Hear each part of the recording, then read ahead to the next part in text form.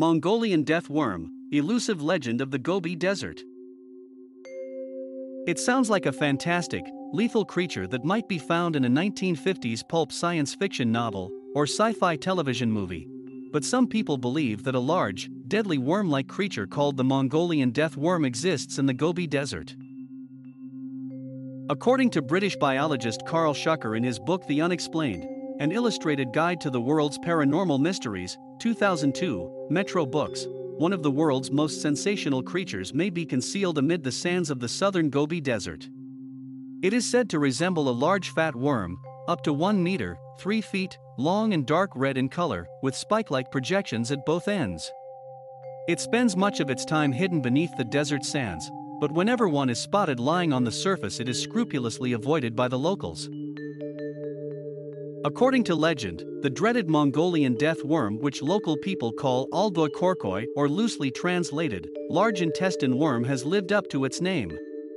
It can kill in several fearsome ways, including spitting a stream of corrosive venom that is lethal to anything it hits, and if that doesn't do the trick it is said to be able to electrocute its victims from a distance.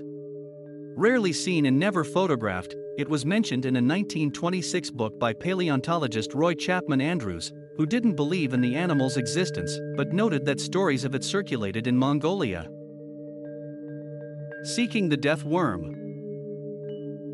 Despite or perhaps because of the creature's fearsome name, they don't call it the Mongolian happiness worm. After all, many intrepid explorers have set out into the Gobi Desert seeking the beast. Numerous organized expeditions and searches have been made over the years, by both independent researchers and in conjunction with television shows. Despite extensive searches, eyewitness interviews, and even setting traps for the beast, all have come back empty-handed.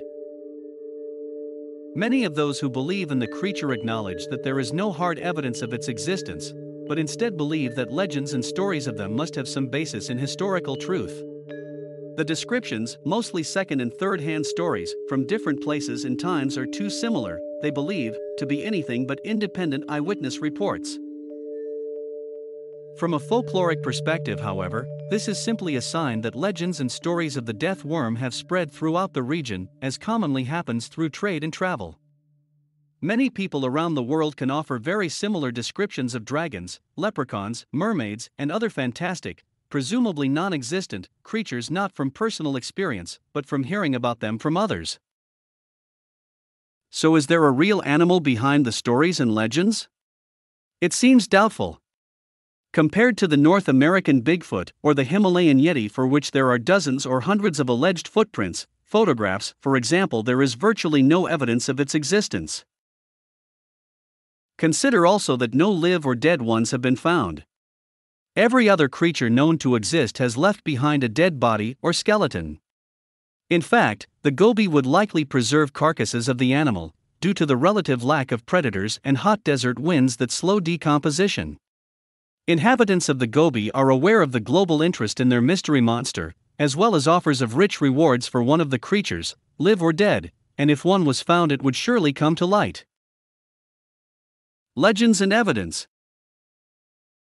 A zoological perspective may help us sort fact from fiction in the legend of the Mongolian death worm. First of all, we should not be misled by the worm and its name, that's an English translation. The creature, if it exists in the inhospitable Gobi Desert, could not be a soft, fleshy worm. Instead, it is likely a type of snake or legless lizard. This also means it would be a vertebrate animal with a spine that would presumably be found by searchers. A variety of explanations have been offered for the animal, including perhaps a misidentified or new species of snake. The consensus among researchers such as Schucker and author Richard Freeman is that the Mongolian death worm likely does not exist, and the belief is instead based upon sightings of either a type of limbless reptile known as worm lizard, which resembles a large worm, burrows underground and can reach several feet in length, or a type of sand boa snake. Of course, not all the characteristics of the worm lizard or sand boa are a perfect match for the death worm. For example, terrestrial snakes can't deliver lethal electric shocks, the way that electric eels, which are actually fish, not eels for example, can. For that matter, several venomous snakes, primarily cobras and vipers, can spit poison which, although not acidic, can certainly cause harm and blindness.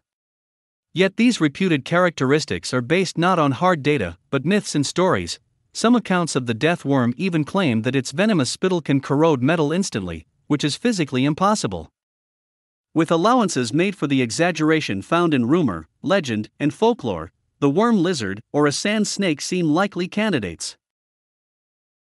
It is of course possible that the Mongolian death worms exist. Of course there would have to be more than one of them to sustain what biologists call a breeding population, likely tens or hundreds of thousands of them. Perhaps next week, next month, or next year such a bizarre creature will be found and examined by scientists.